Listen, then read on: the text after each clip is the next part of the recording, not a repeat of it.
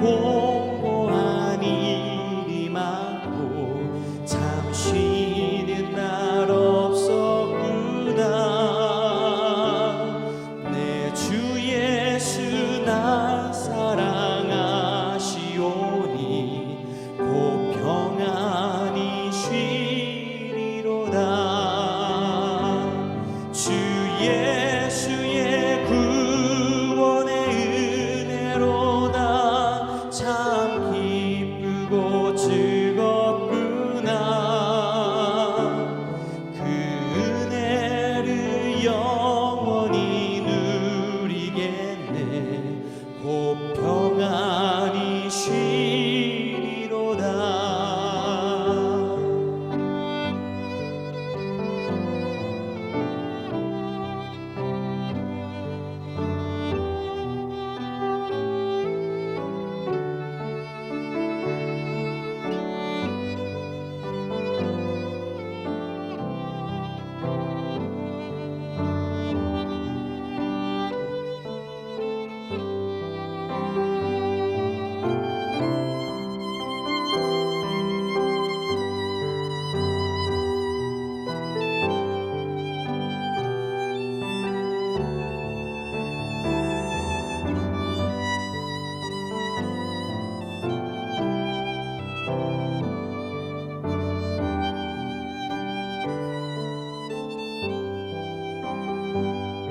이 세상에 죄악된 일이 많고 참 죽을 일 쌓였구나. 내 주 예수 날 건져 주시오니 곧 평안히 쉬리로다. 주 예수의 구원의 은혜로다. 참 기쁘고 즐겁구나. 그 은혜를 영원히 누리겠네. 곧 평안히 쉬리로다.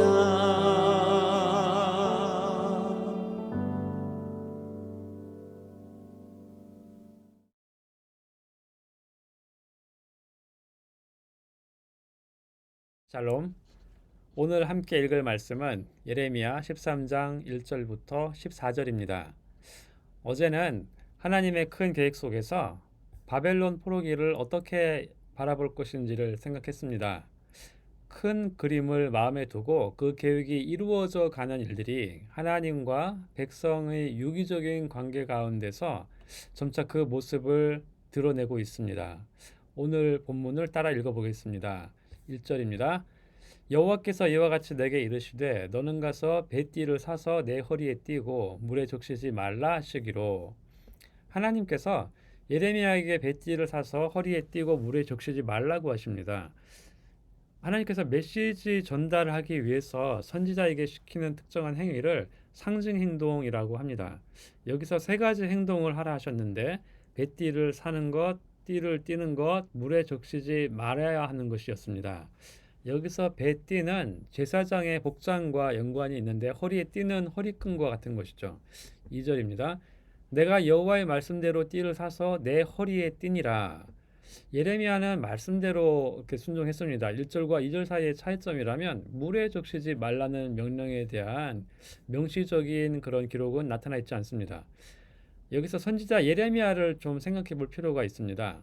예레미야는 제사장 가문 출신의 선지자였는데 아나돗이라는 곳이었죠. 다윗 가문의 궁정에서 있었던 제사장들은 사독 계열이었고 아나돗은 아비아달 계열의 제사장들이 있었던 곳입니다. 그런 면에서 보면 예레미야는 시골 변방에서 제사장 타이틀을 가지고 있었긴 하지만 실제로 예루살렘 성전에서 제의 드리는 일에는 관여하지 않았던 것 같습니다. 하나님은 이렇게 중심에 선 당시에 유명한 인물들을 사용하지 않으시고 변방에 시원치 않았던 예레미야를 사용하셨는데 선지자의 사역은 매우 고단한 삶의 연속이었죠. 예레미야는 하나님의 마음을 알았고 동시에 백성들의 처지를 공감한 사람이었습니다. 하나님의 말씀에는 이렇게 순종으로 백성들을 향해서는 눈물로 그렇게 메시지를 전파할 수 있었던 그런 삶을 살았던 것이죠. 3절입니다. 여호와의 말씀이 내게 임하여 이르시되 하나님께서는 예레미야의 순종을 따라서 단계적으로 말씀을 하십니다. 작은 순종이 이어질 때 하나님의 말씀이 땅 위에서 실현되는 것이죠. 4절입니다. 너는 사서 내 허리에 띤 띠를 가지고 일어나 유브라데로 가서 거기서 그것을 바위 틈에 감추라 하시기로. 하나님께서 이번에는 그 띠를 가지고 유브라데로 가서 바위 틈에 감추라 하십니다. 유대 지역에서 유브라데로 가는 길은 가장 짧은 길도 편도 600km 정도의 거리입니다. 왕복으로 치면 1200km의 거리를 걸어서 이동하려면 적어도 4개월 이상은 걸렸을 것입니다.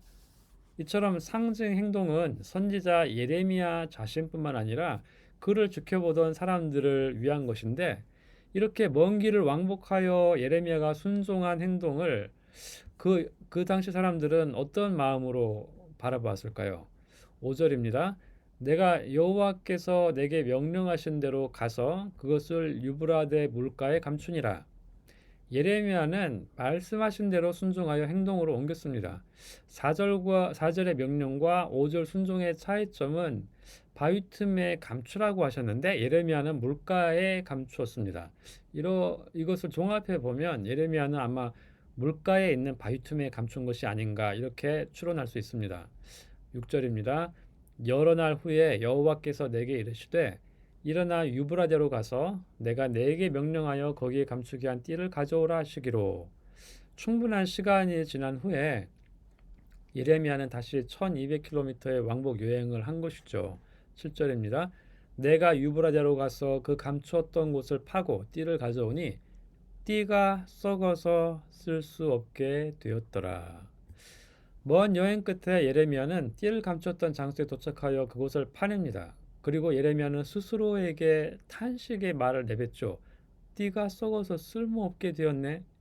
이 한 문장 속에 그동안 예레미야가 순종하여 행동으로 옮긴 상징 행동의 메시지가 담겨 있습니다. 이어서 하나님께서 왜 그렇게 하라고 명하셨는지 그 이유를 직접 설명하십니다. 8절입니다. 여호와의 말씀이 내게 임하니라 이르시되 9절입니다. 여호와께서 이와 같이 말씀하시니라.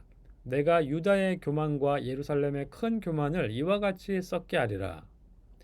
상징 행위를 통해서 하나님은 유다와 예루살렘의 교만을 드러내셨고 이것을 앞으로 어떻게 처리하실지 말씀하신 것입니다. 교만은 약속의 땅에서는 설 자리가 없었죠. 그렇다면 교만이라고 말한 그 내용은 구체적으로 무엇입니까? 10절입니다. 이 약한 백성이 내 말 듣기를 거절하고 그 마음에 완악한 대로 행하며 다른 신들을 따라 그를 섬기며 그에게 절하니 그들이 이 띠가 쓸 수 없음 같이 되리라. 이 악한 백성이라는 표현은 하나님과 유다 백성 사이의 거리감을 보여줍니다. 내 백성이지만 동시에 이 악한 백성이라고 하실 만큼 내 백성의 자리에서 이탈한 상태를 보여주죠. 그것도 모르고 한 것이 아니라 하나님의 뜻이 무엇인지 알면서도 거슬러 행한 모든 것이 교만입니다. 이들은 우상의 뒤를 따라갔습니다. 이것을 마음의 완악함, 즉 하나님의 말씀 듣기를 거절하고 자신의 생각대로 행동한 것을 말합니다. 이것의 결과 쓸모없음이 되었다고 말씀하셨습니다. 이렇게 보면 쓸모가 있고 쓸모없고는 인간의 유용함이 아닌 것이죠. 11절입니다. 여호와의 말씀이니라. 띠가 사람의 허리에 속함 같이 내가 이스라엘 온 집과 유다 온 집으로 내게 속하게 하여 그들로 내 백성이 되게 하며 내 이름과 명예와 영광이 되게 하려 하였으나 그들이 듣지 아니하였느니라. 띠가 사람의 허리에 속함 같다는 것은 띠가 주인의 허리에 탈싹 밀착되어 있다는 것을 말합니다. 여기서 사용된 단어가 다바크라는 단어인데 이것은 굳게 붙어 있다는 뜻으로 아주 강력한 유대 관계를 말합니다. 하나님께서는 이스라엘과 유다가 하나님께 붙어 있기를 원하셨습니다. 이렇게 하나님께 붙어 있으면 그것이 내 이름, 명예, 영광이 되는 것이었죠. 이것이 하나님의 백성이 세상에서 존귀함을 받는 방법이었습니다. 그런데 그들이 이것을 거절했다 하십니다. 하나님께 꼭 붙어 있는 것이 그렇게 대단해 보이지 않을 수도 있습니다. 하나님의 역사는 백성들의 변화 없이 외부적으로만 화려하게 보이는 그런 것들이 아닙니다. 뭔가 대단한 일들이 없어도 세상적 기준으로 하찮게 보여도 하나님께 밀착된 사람들은 그 존재만으로도 충분한 것입니다. 12절입니다. 그러므로 너는 이 말로 그들에게 이르기를 이스라엘의 하나님 여호와의 말씀에 모든 가죽 부대가 포도주로 차리라 하셨다 하라. 그리하면 그들이 내게 이르기를 모든 가죽 부대가 포도주로 찰 줄을 우리가 어찌 알지 못하리요 하리니. 이 하나님께서는 포도주를 소재로 계속 말씀하십니다. 모든 가죽 부대가 포도주로 찬다는 말은 그 당시 모든 사람들에게 당연한 사실을 말하는 속담 같은 것이었습니다. 이 말에 대한 백성들의 반응은 그래서 그것이 당연한 것 아니냐? 왜 그걸 말하지? 라는 반응을 유도하기 위한 것이죠. 당연한 것을 뒤집어서 하나님께서 말씀을 이어가십니다. 13절입니다. 너는 다시 그들에게 이르기를 여호와의 말씀에 보라 내가 이 땅의 모든 주민과 다윗 왕 위에 앉은 왕들과 제사장들과 선지자들과 예루살렘 모든 주민으로 잔뜩 취하게 하고 포도주 부대에 포도주가 가득 차는 것은 하나님과의 바른 관계 가운데서는 축복의 상징입니다. 그러나 하나님과의 관계가 바르지 않을 때는 축복이 아니라 재앙이 될 수 있는 것이죠. 말씀에서는 포도주가 축복이 아니라 진노의 상징으로 나타납니다. 대상이 왕으로부터 일반 평민에 이르기까지 모두 하나님의 진노에 취해서 바른 선택을 할 수 있는 지각을 상실한 상태를 말합니다. 다시 말하면 포도주 부대는 유다 백성들이고 그 부대에 담긴 포도주는 축복이 아니라 하나님의 진노였던 것이죠. 하나님 대신 나를 추구하는 욕망의 끝은 언제나 이와 같습니다. 새 포도주는 새 부대에 넣으라 하신 예수님의 말씀이 생각납니다. 주님은 새 포도주뿐만 아니라 새 부대도 같이 주시는 분이시죠. 14절 말씀입니다. 또 그들로 피차 충돌하여 상하게 하되 부자 사이에서도 그렇게 할 것이라. 내가 그들을 불쌍히 여기지 아니하며 사랑하지 아니하며 아끼지 아니하고 멸하리라 하셨다 하라. 여호와의 말씀이니라. 포도주에 취한 결과 그들은 서로 충돌함으로 자멸의 길로 들어섭니다. 여기서 부자는 재물이 많은 사람을 말하는 것이 아니라 아버지와 아들을 말하는 것이죠. 사회의 기본을 이루는 가족관계 가운데도 포도주로 말미암은 관계의 단절과 왜곡이 일어날 것을 말합니다. 이것은 그 당시뿐만 아니라 현재 우리 사회에서도 만연한 일 아닙니까? 하나님의 진정한 축복은 과연 무엇일까요? 물질적 풍요일까요? 오늘 말씀을 통해서 하나님은 어떤 분이십니까? 상징 행위를 통해서 묵상해 보면 하나님은 자기 백성의 상태를 면밀하게 평가하시며 어떻게 처리하실지를 깊이 고민하시는 분이십니다. 의사가 처방을 내리기에 앞서 진단을 정확하게 해야 하듯이 하나님께서도 치료를 위해서 정직한 진단과 그것을 바로잡기 위한 어려운 처방을 내리셨던 것입니다. 하나님은 한 나라, 지역교회, 한 개인의 삶의 전 과정을 면밀하게 살펴보십니다. 그렇게 하시는 이유는 심판이 아니라 구원이기 때문입니다. 우리에게 주시는 교훈은 무엇입니까? 하나님의 목적은 변함이 없습니다. 세상 가운데 하나님의 백성이 영광스럽게 드러나는 것이죠. 백성이 하나님을 닮아 영광스러워지면 세상이 비로소 하나님을 볼 수 있기 때문입니다. 이것이 제사장 나라로 표현된 우리의 정체성입니다. 우리의 정체성을 위협하는 요소가 있는데 그것이 바로 교만이죠. 교만은 하나님이 지정하신 방법 밖에서 스스로 높아지려는 모든 마음의 상태를 말합니다. 우리가 교만해지지 않고 하나님의 영광이 되는 방법은 단 한 가지입니다. 자기를 내려놓고 말씀대로 순종하여 하나님과 밀착된 상태에 있는 것입니다. 기도하겠습니다. 하나님은 은혜롭고 자비롭고 노하기를 더디하시지만 잘못된 것은 반드시 바로 잡으시고야 마시는 분이심을 말씀을 통해서 보았습니다. 교만을 싫어하셔서 그것을 철저하게 처리하셨듯이 예수 그리스도의 죽음 안에서 우리들의 인격이, 삶이 교만이라는 불순로부터 정결하게 되는 은혜 허락하심을 감사드립니다. 과정은 좀 어렵겠지만 그 끝에서 하나님의 영광스러운 백성으로 위엄을 회복하는 복을 저희들에게 허락하여 주옵소서. 주 예수님의 이름으로 기도합니다. 아멘. 오늘 도고 기도는 신생아, 영아, 유아, 유치부를 위하여입니다. 먼저 부서를 섬기시는 분들이 귀한 자녀들을 최선을 다해 섬기도록 은혜 주시기를 기도하겠습니다. 부서의 아이들이 어려서부터 좋은 신앙의 인격을 배양하는 은혜가 있기를 기도하겠습니다. 이어서 담임 목사님의 영육간의 강건함과 군복무, 직장, 학업으로 타 지역에 있는 자녀들, 환우들을 위해서 기도하시고 개인 기도 제목으로 주님 앞에 나가시기를 바랍니다.